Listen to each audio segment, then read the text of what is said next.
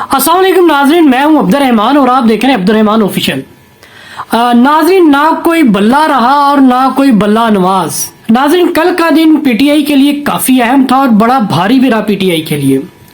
कल supreme court ने एक बहुत बड़ा फैसला सुनाया जिसमें पीटीआई से बल्ला छीन लिया गया।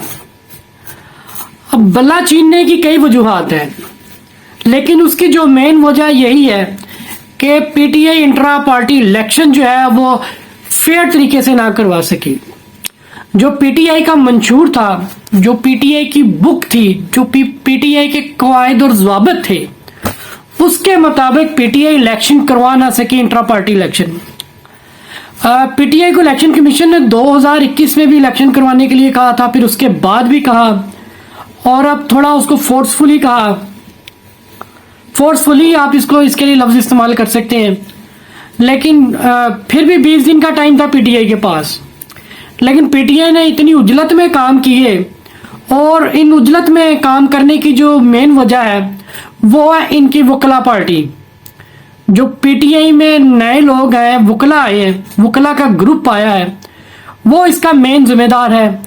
इस पूरे इंट्रा पार्टी इलेक्शन का जो भी रिजल्ट आया कल, इंट्रा पार्टी इलेक्शन जो है वो कलअदम करार दिया गया, जिसकी बना पर पीटीआई से बल्ला छीन लिया गया। नाजरीन, वकला को भी कुछ तहफ़्फ़ुज़ात थे, वो नहीं चाहते थे कि सियासतदानों को इस पार्टी इलेक्शन में लाया जाए। अगर वो सियासतदानों को पार्टी इलेक्शन में लाते तो कई जगह पर वकला के अगेंस्ट सियासतदानों ने खड़े हो जाना था, तो काफ़ी ओहदे उनको मिलने थे और वकला ये सारे के सारे ओहदे खुद रखना चाहते थे। सिर्फ इसी बुनियाद पर उन्होंने कुछ उजलत में काम किए। खान साहब अंदर थे, सियासतदानों को खान साहब ने पीछे किया, वकला बरादरी को आगे किया। वकला बरादरी जब आई तो जाहिर सी बात है वो भी अपने मफादात को लेकर पीटीआई में आई थी। अब वकला बरादरी अपने होते हुए किसी को नहीं आने देगी। खैर, उन्होंने इलेक्शन करवाया, अपने हिसाब से इलेक्शन करवाया। वकला बरादरी से ज़्यादा तो सियासतदान अच्छे तरीके से शायद इलेक्शन ना करवा पाते, क्योंकि वकला बरादरी को पता था कि कानून के बारे में कि हमें कानून को किस तरह फॉलो करना है। लेकिन वकला बरादरी ने बिल्कुल उसके बरक्स किया और सारे सिस्टम को नज़रअंदाज किया। नज़रअंदाज करके जब अकबर एस बाबर साहब की एंट्री हुई, मैंने इसके बारे में पहले भी काफ़ी वीलॉग बनाए और मैंने कहा था ये अकबर एस बाबर साहब इनको ले डूबेंगे, ये कहीं से अकबर एस बाबर साहब नमूदार हो गए। अकबर एस बाबर साहब जब नमूदार हुए हैं, वो नमूदार हुए या करवाए गए वो एक अलग मैटर है। मुझे लगता है उनको भेजा गया ताकि वो इस सारे मसले को कोर्ट में लेकर जाए, इसको कलअदम करार दे। खैर, वो एक अच्छी प्लानिंग थी, जिस तरह उन्होंने सोच के किया वो अपनी प्लानिंग में कामयाब हुए। जिसने भी भेजा वो एक अलग मैटर है, लेकिन इसमें वकला बरादरी क्लीन बोल्ड हुई और वकला बरादरी के साथ पार्टी पीटीआई से बल्ला छिन गया। अब गौहर खान साहब इसके चेयरमैन नहीं रहे और बल्ला भी छिन गया। अब पार्टी के लिए मुश्किलात काफ़ी ज़्यादा बढ़ गई हैं। अब जब मुश्किलात बढ़ गई हैं तो इन्होंने एक प्लान और किया, अर्जेंट प्लान किया, उसको प्लान बी का नाम दिया। नाज़रीन, पीटीआई के पास वकीलों के पास जो लिस्टें थी उसमें निशान थे, पार्टीज के निशान थे, वो तकरीबन 200 समथिंग थे, 300 के करीब थे वो निशान।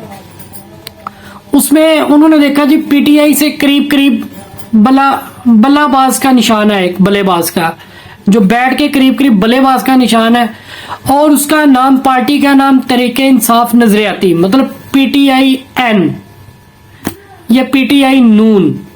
ठीक है, जिस तरह मुस्लिम लीग नून है उस तरह ये भी बनी पीटीआई नून, पीटीआई नजरियाती। अब उस पीटीआई नजरियाती के जो बानी चेयरमैन है वो है अख्तर डार साहब। अब इन्होंने अचानक रात को गेम खेली जिसको प्लान बी कहा। इन्होंने अख्तर डार साहब से राब्ते कायम किए। शेर अफजल मरवत साहब ने फिर वही प्रेस कॉन्फ्रेंस की जिस तरह वो करते हैं, माजी में भी इस तरह ही वो करते आए हैं। वो अपनी प्रेस कॉन्फ्रेंस अलग से ही चलाते रहे हैं, वो सारे का सारा जो सीक्रेट जो होता है पीटीआई का उसको रिवील कर देते थे शेर अफजल मरवत साहब। उस सीक्रेट को रिवील करने का पार्टी को पहले भी नुकसान होता रहा, जिसकी वजह से उनकी वो जो नायब सदर थे वो ओहदा भी गया। और लेकिन अब फिर उन्होंने कल ऐसी हरकत की खैर वो तो प्री प्लान थी, इन्होंने हर तरफ कहा जी हमारा प्लान बी आ गया, हम नए निशान से आ रहे हैं, वो है बल्लेबाज का। ये शाम तक वेट करते रहे, हो सकता है फैसला इनकी फेवर में आ जाए। लेकिन जब इनको सारे के सारे इनको अपनी वकला पार्टी, जो वकला थे सुप्रीम कोर्ट में गए, वो फेल होते हुए नजर आए। जाहिर सी बात है इनके पास सबूत नहीं थे, उस केस में ठोस सबूत नहीं थे, दलाइल अच्छे तरीके से दे नहीं सके, सबूत पेश कर नहीं सके, तो वकला साहब तो वहां पे फेल हो गए, केस हार गए। तो इनको जब वो अपनी शिकस्त नजर आ रही थी तो इन्होंने बल्लेबाज पार्टी से रब्ता किया, जो तहरीके इंसाफ नजरियाती है। बल्लेबाज पार्टी से इन्होंने कुछ अरेंजमेंट कर ली, कुछ आपस में मुआहदे कर लिए होंगे। शेर अफजल मरवत साहब ने कहा कुछ हमने कोई 11 निकात पे इनके साथ कोई मामला तय किए होंगे, कोई इसमें शक नहीं है, सियासत है, सभी मानते हैं इन चीजों को। तो लेकिन उस पार्टी को एक्सेस 2 लोगों ने किया, दो लोगों से मुराद 2 तरीके से एक्सेस किया गया उस पार्टी को। 2 के बल्कि 3 कह लें, एक पीटीआई ने किया, उनसे एग्रीमेंट किया, दूसरा इलेक्शन कमीशन ने बताया जी आपके मुतालिक हमारे पास लोग टिकटें लेकर आ रहे हैं आपकी पार्टी के, और जाली साइन करके आ रहे हैं, मतलब आप ही की पार्टी के साइन उस पर करके आ रहे हैं, और हम लोगों के पास असल में वो कैंडिडेट पीटीआई के हैं, डॉक्यूमेंट्स उन्होंने पीटीआई की पार्टी के बेस पे जमा करवाए हैं, लेकिन टिकट वो आपका लेकर आ रहे हैं। इस पे जब उनसे रब्ता किया गया, उनके जो चेयरमैन है अख्तर डार साहब, तो अख्तर डार साहब ने कहा जी बाद में तो वो मुकर गए, उन्होंने कहा जी ये खैर मैं नहीं कह रहा, फिर उनको प्रेस कॉन्फ्रेंस भी करनी पड़ी। उन्होंने कहा जी जो भी आए आप इनके थ्रू आप जो भी लीगल एक्शन लेना चाहते हैं लीगल एक्शन ले, पर्चा काटना पर्चा काटे, उठाना उठाए, जो करना करें आप, ये आपकी मर्जी है, लेकिन ये मेरे साथ भी 2 नंबरी कर रहे हैं, मैंने इस तरह की कोई टिकटें जारी नहीं की, ये अपनी तरफ से ही टिकट्स लेकर आ रहे हैं।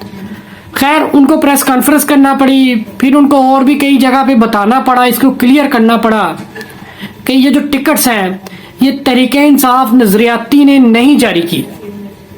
तीसरा वही है जो इस गेम का मास्टरमाइंड है, जो इन सभी पार्टियों की जोड़ तोड़ करता है, जो इन सभी पार्टियों को आगे लेकर आता है, जिस मास्टर प्लान के थ्रू वो आते हैं।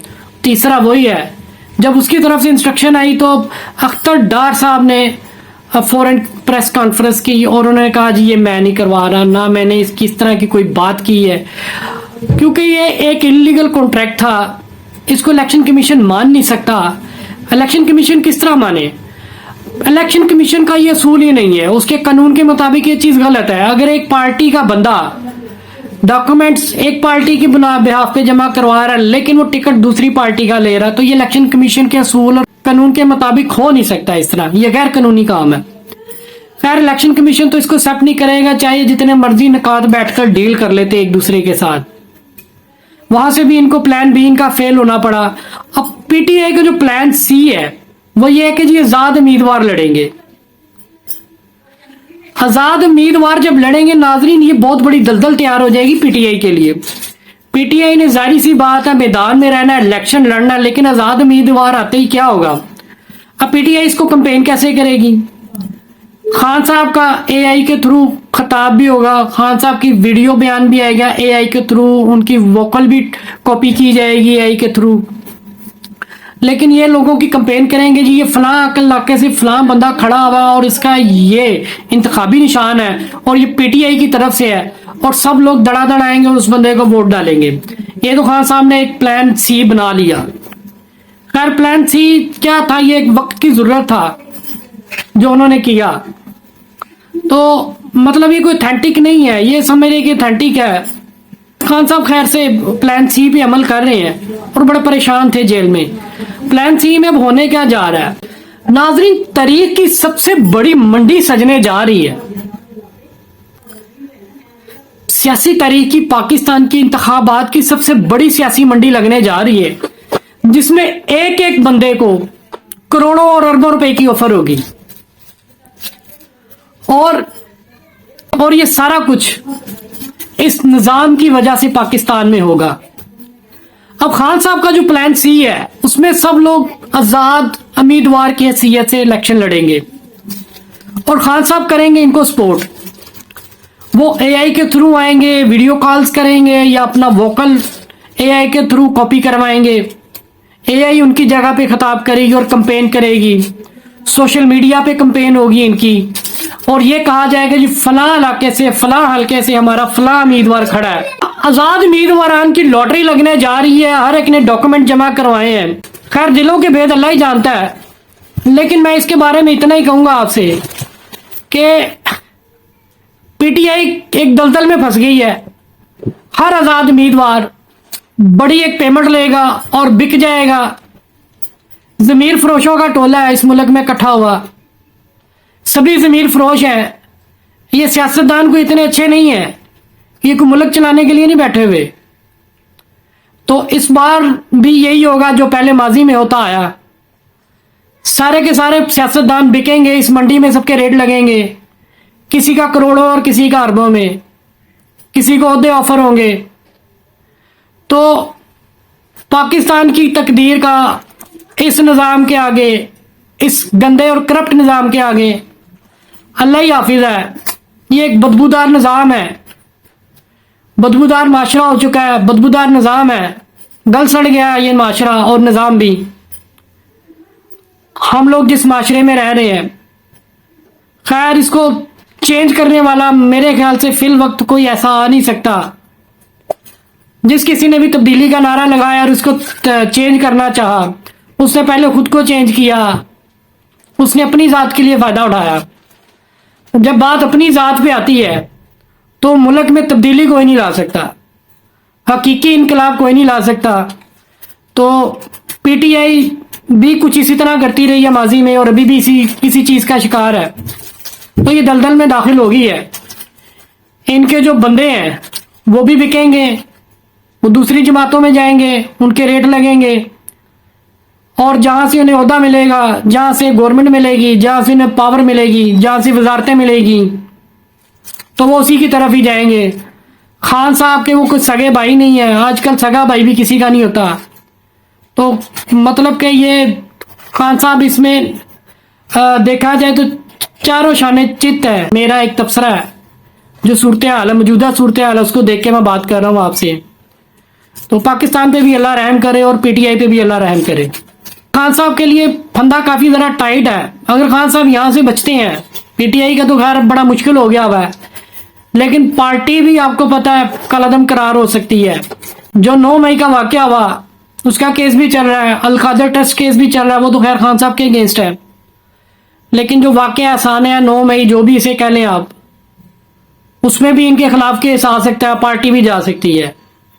तो मामला पीटीआई के लिए अच्छे नहीं है। और मैं शुरू से कहता आया हूँ कि पीटीआई जो है वो बहुत बड़ी गलती कर रही है। काफ़ी ज़्यादा मैंने इस पर वीलॉग भी बनाए हैं, और हवाएं जो है वो खान साहब के और पीटीआई के अगेंस्ट चल रही हैं। खान साहब को इसलिए मैं ज़्यादातर इन पे तनकीद कर देता हूँ कि हवाएं इनके अगेंस्ट चल रही हैं। ये पावर में भी रहे हैं, और इस वक्त पाकिस्तान की सबसे बड़ी जो सियासी पार्टी वो पीटीआई है, इसमें कोई डाउट नहीं है। सबसे ज़्यादा वोट बैंक बड़ा पीटीआई का है, इसमें कोई डाउट नहीं है।